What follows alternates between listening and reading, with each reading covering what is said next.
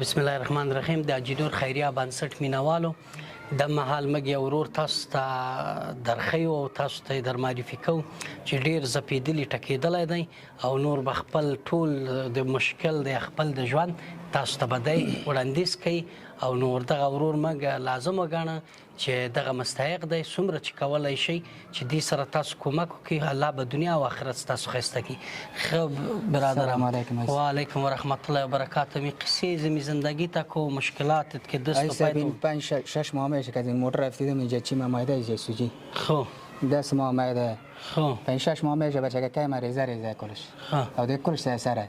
سرفراز دیگه خانه زا کس نیست که کار کنه با ما بیاره بخوره دیگه که مختا پیش طبق میخوان حالا اونا را دین شهر کلش پلاستیک سودا میکنه روز 20 روپیه 30 روپیه پیدا میکنه شبانه میره ما برنج میخوریم دیگه چیز درک مرک نمی باشه.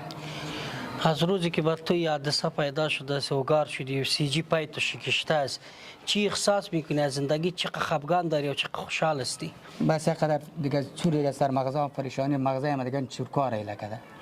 خیلی بچه که کاک پیش طبق میخونه الا سبق هم برآمده که مختا میجه ایجا نابلده که مختا یک 20 روپیه 30 روپیه کش میره 20 روپیه 30 روپیه دیگه کش میره او 12 نفر خوراکه ده گردن میره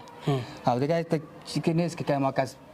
کمک شه یا دیگه کنه یک بریار به ما بره دیگه هیچ چیز درک نیست دیگه. اون بچه که کام میره و شما برنج میارن گه روغن میباشه نمیباشه گه دو مندازن میخور کنن میخورن بیچاره اون سر ما روز غیر میکنه. کدام وقت احساس کردی که از زندگی تلخی نظر گرفته باشی یا ازش چیز باشی که از زندگی کده دیگه چیز مرگ بکار است یا بیخی بکار نیست که یا راجی صاحب تر چی بگم که این 3 روز پیش ما گفت میاره به خدا دیگه بکش ببین بخوش کشی دیگه من متوجه شدم بچه خواهد گوشه سرسره وجا خانه اشتکای من تکلیف معده میکروب معده را داره از خود ما دوا نخوردم 4-5 ماه اینجا میکروب گولیش میگه بخود دیگه بخود پیسه نیست که ما دوا بگیریم در درد دادم دیگه هر چیز افتیدم دیگه کٹ دست من اینجا عزیزی کجاست نی؟ دست من کجا اینجا تو تک معده عزیز تو تک آویجا ای سی جی از کجا معده سوجی معده سبزینی جا معده کل سیخات تیره منش گوله لی صفر دیگه دوا را گفته بخور دوا پیسه نیست که ما دوا بخورم اینجا کلش مکمل سیخی ایسه کلش سیخا عالم سیخا د وجود عالم سیخا نایسه عالم سیخا جمر میگه دوا بخور پیش ما پیسه نیست ما دوا بخور بگیرم مشتکای دوا بگیرم باشانار بگیرم روغنی چیز درک نیست که او دکترها چقدر گاز پیشنهاد کرده است از خاطر پول بستک کمربند از خاطر پول عملیات چقدر پیشنهاد کرده است دیگه رئیس بال خویر سیخا را تیر کرده دیگه داوال ما کیشان چی نکردم مرا دوای خو بخو تا که بیاد خدا پس خدا را خدا بلگانه او چی شود با ما گپ میزنه. خو این عملیات که دی پول دیگه از کجا کردی؟ یک چیز اونمو جگه آدم خدا پا خیر بده در پشاور که ما بود اونمو بیچاره کل دادوی مر کلش اونمو بیچاره کرده که مثلا یک روپیه هم از خود نداشتم که ما دیگه خو قرض پور کرده قرض پور دیگه حال چیزی که واسه ما کشید واسه پور دیگه قدر قرضارم که دیگه چور دیگه جا خانم برآمدن نمیتونم حدث قرضارا دیگه بیرون برآمدن بیرون برآمدن در خانه پټ در خانه پټ از خاطر زمین تکلیف یا قدر تکلیف در قرضارا دیگه پس ما یک چور دیگه بتن کردن از خانه برآمدن کس یک کیلو روغن آوردیم از کس بوریار آوردیم دیگه آوردیم دیگه من چور بتن کردم. مثال گپ که قرضدار می و تو در خانه خود پټ میکنی اوی دروازه را تک تک میزنه چی احساس میکنی؟ بس دیگه اون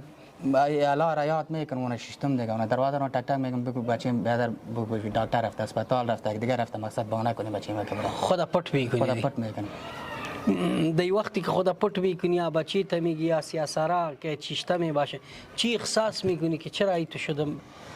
بس دیگه ما با جان خود نمیفهمم ایست یک قدر سر مغزه ما بوج آمده شوانم خو ما گمه تا نصف شب قرار تیرار مشمارم با مخید نماز تاجت خو میخوانم نماز شکرانه را میخوانم که یا الله دیگه تو رحم کنی سرم یا الله تو خاطر زینی سیاسرا خاطر زینی اشتکا سر خاطر زینی رحم کن سرم بس به الله تعالی اون سوال کدا و میرم دیگه چاره نیست چیزی قرضدار می چیزی خودت کار نداری او دیگه اقتصاد خانم تو به صفر ضرب است خوراک مواد و هیچ چیز نه لباس نه دیگه چیز نیست ها هیچ چیز هم دیگه درک نیست دیگه قدر من میگم که از اینکه پیدا نمیاد خدا مرا بکشی یا خدا بگی یک چاقو را خدا دی بکش این که بتنگ آمد ما ایست خدا رزق خدا میکشت من تا مرگ خودم متوجه شدم. بچه کجا کلش سر اشتکار ریزه کسی گیران میکنه نان کسی او کسی یک نیست چیز درک نیست. د اجینور خیریه بنسټ مینوالو دغه ورور چې تاسو غږ اورئ د دې راتلک دلته نوم به اختدین خپل پښتنه وکم نامت مبارک نام من نجیب الله نجیب الله جان نومیږي ډیر زپیدلې ټکیدلې دی د پخې د سی جی مات دی تقریبا 25 کوکونه خوړل دي چې تاسو خپل نظر کې خپل مولید نور دی اوس پر دغه عملیاتو پر دې شي کې چې سیخان او راټونه په وجود کې دم حالم پروت دی